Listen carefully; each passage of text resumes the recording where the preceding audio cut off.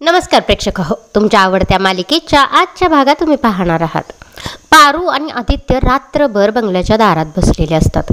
आता जेव्हा अहिल्या येते तेव्हा वॉचमन येऊन हळूच आदित्यला सांगतो. तसा आदित्य पटकन आईजवळ जात म्हणतो, आई आई, आणि परत तो स्वतःचे शब्द सावरून अहिल्या मॅडम म्हणतो आणि म्हणतो, मला समजले माझ्या प्रोजेक्टमध्ये काय चुका होत्या, मी त्या दुरुस्त केलेत, एकदा तुम्ही बघून घ्या. अहिल्या मात्र त्याला काहीच व्हॅल्यू देत नसते. आता ती त्याला सांगू लागते, मला ना ऑफिसची कामं ऑफिसमध्येच केलेली आवडतात आणि घरची कामं घरी, असं म्हणतच ती त्याचं काही ना ऐकता तिकडून निघून जाते. आता पारू मात्र आदित्यला समजवू लागते, अहो खरंच देवी आई ह्याच्या आधीही ऑफिसातली कामं ऑफिसात आणि घरातली कामं घरी करायच्या ना, आणि तशीच शिकवण त्यांनी आपल्याला बी दिल्या. मग तुम्ही हिंमत नका हरू, ऑफिसमध्ये जावा आणि तुमचं काय राहिले ते दाखवा. तसा आदित्य तिला म्हणू लागतो, नाही मला तिथं ऑफिसमध्ये तिला भेटू देणार नाहीत, पण बघू मी ट्राय करतो, असं म्हणून दोघेही तिकडून निघून जातात. इकडं आदित्य त्यांच्या सरांना मधीच रस्त्यात अडवतो आणि गाडीत बसून त्यांना म्हणू लागतो, मला प्लीज अहिल्या मॅडम समोर जाण्याची एक संधी द्या. हे बघा माझी फॉर्मॅलिटी राहिली होती एक, ती मी कंप्लीट केली आहे, प्लीज मला एक संधी द्या. तसा तो त्याला ओरडत म्हणतो, काय रे तू ऑफिसमध्ये काम करायला येतोस की स्वतःची पर्सनल कामं करायला येतोस? ह्या प्रोजेक्टचं तू डोक्यातनं खूळ पहिल्यांदा काढून टाक, मला काही तेवढीच कामं नाही आहेत तुझ्या मागं फिरत बसायला. आणि काय रे अहिल्या देवी, काय तुला साध्या सुध्या वाटल्या का तुला सारखं सारखं टाईम द्यायला? आणि असं काय आहे रे तुझ्या प्रोजेक्टमध्ये खास जे तू माझ्या इतके मागं लागलायस आणि त्या होय म्हणतील? तसा आदित्य सांगू लागतो, हा माझा ड्रीम प्रोजेक्ट आहे आणि त्याहीपेक्षा यामध्ये एक सोशल सोर्स आहे आणि मला माहिती आहे अहिल्या मॅडम तो नक्की समजून घेतील. मला माहिती आहे इतर कंपन्या फक्त फायदा बघतील, पण अहिल्या मॅडम नाहीत बघणार. सर प्लीज एकच फक्त फॉर्मॅलिटी राहिले, ह्याच्यावर तुमची सही पाहिजे, ती प्लीज करा, एकदा तुम्ही हा प्रोजेक्ट बघा. आता ते सर आदित्यचा प्रोजेक्ट बघतात आणि त्याला म्हणतात, यात काही विशेष नाही आहे, तरीही तू म्हणतोयस तर मी हा प्रोजेक्ट अहिल्या मॅडमपर्यंत पोचवू शकतो, पण हा प्रोजेक्ट माझ्या नावाने जाईल. आता आदित्यही तयार होतो. इकडे सर आदित्यला अहिल्या मॅडमकडे घेऊन येतात आणि अहिल्यासमोर सांगू लागतात, कसं आहे ना तो लहान आहे अजून, त्याला फॉर्मॅलिटी एवढ्या कळत नाहीत, या आत्ताच्या जनरेशनला काय कळतंय हो सगळं.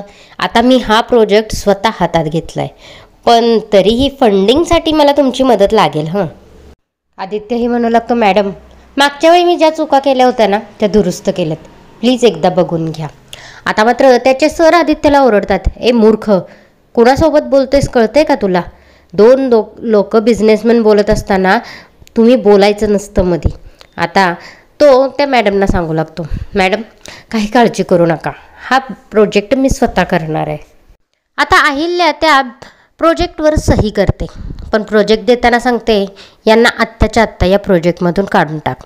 तसं तो सर म्हणू लागतो, हो मॅडम, अहो तुम्ही कशाला सांगायला पाहिजे, अहो मीच काढून टाकणार होतं याला या प्रोजेक्टमधून. आता मात्र आदित्य म्हणू लागतो, अहो सर हा प्रोजेक्ट तर माझा आहे, तुम्हाला माहिती आहे, मग तुम्ही तो माझ्याशिवाय कसा पूर्ण करणार? पण मॅडम तुम्ही मला सांगू शकाल का असं का करायला लागलाय? आता मात्र तो सर त्यांना ओरडत म्हणतो, अरे मूर्खा, तू काल यांच्यावर आवाज चढवून बोललास आणि आत्ता असले प्रश्न विचारतोस? भारतातल्या सगळ्यात मोठ्या बिझनेस वुमन आहेत त्या. आता आदित्य मात्र नाराज होऊन तिथून निघालेला असतो. तेवढ्यातच अहिल्याचा मॅनेजर म्हणतो, थांब आदित्य, आम्ही जायला यांना सांगितले, तुम्हाला नाही, कारण की हा प्रोजेक्ट आदित्य सरांचा आहे आम्हाला माहिती आहे आणि तुम्ही आयत्या रांगोळीवर रेघोट्या ओढताय होय, असं म्हणताच त्या सराच्या मात्र चक्कीत जाळ होतो. आता मात्र आदित्यला याचं वाईट वाटतं.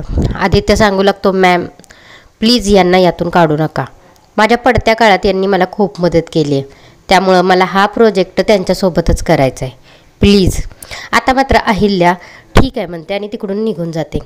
इकडे आदित्य खूप खुश झालाय, पारूकडे आलाय, पारूला उचलून गोल गोल फिरवतो आणि तिला म्हणू लागतो, आईनं प्रोजेक्टवर सही केली, बघ तुला आईच्या मनासारखी सोन व्हायचं आहे ना, तू चांगलं शिक, चांगले मार्क पाड, मी हा प्रोजेक्ट खूप मोठा करतो आणि आईबाबांना सिद्ध करून दाखवतो की माझ्यावर त्यांचे संस्कार आहेत.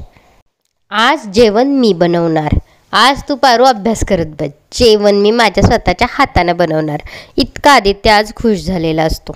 इकडे दिशाला खूप टेन्शन आलं आहे, मात्र तिच्या सासूला तिचं काही पडलेलं नाही आहे, तिला मात्र ऑनलाईन शॉपिंगचं पडलं आहे. तशी ती म्हणतीये, कसं आहे दुसऱ्याच्या लफड्यात पाय घालण्यापेक्षा आपली आपली शॉपिंग केलेली बरी ना. तेवढ्यातच तिथं अहिल्या येते.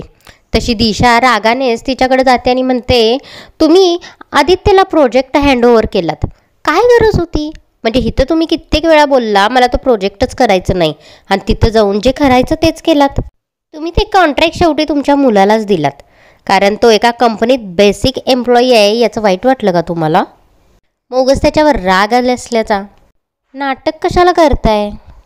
यावरून तुम्ही किती मोठ्या खोटारड्या आहे ना हे सगळ्यांच्या लक्षात येतं. तुमची तत्त्व, तुमचे नियम फक्त आमच्यासाठीच आहेत का? तुमच्या मोठ्या मुलासाठी नाहीत का? आता अहिल्या म्हणते, हा बिझनेस तुझा आहे का, की हे घर तुझं आहे? तू इथं आमच्या घरात राहून आमच्या बिझनेसचे डिसिजन का घेतेस? एक लक्षात ठेव, तू आमच्या घरात राहतेस, आम्ही नाही तुझ्या. तू परितोषला फसवून त्याच्याशी लग्न केलंस म्हणून तू या घरात आहेस, नाहीतर मी तुला लादी पुसायला पण ठेवणार नाही. आणि इथून पुढं तू किचनसोबत घरातली साफसफाईही करशील, कारण की किर्लोस्करांनी इथं फुकटचा पोसायचा ठेका घेतलेला नाही सगळ्यांना. असं म्हणून सगळेजण तिकडून निघून जातात. दिशा मात्र सासूवर राग काढत म्हणते, इकडं मला एवढं सगळं सांगितलं आणि तुम्ही गप्प बघत ऐकून घेतलात. तशी दामिनीही तिला काही न बोलता ऑल द बेस्ट म्हणते आणि निघून जाते. आता मात्र दिशाचं तोंड बघण्यासारखं झालेलं असतं. इकडे आदित्य स्वतः जेवण करण्याचा प्रयत्न करतोय, पण त्याचा सतत प्रयत्न फसत असतो.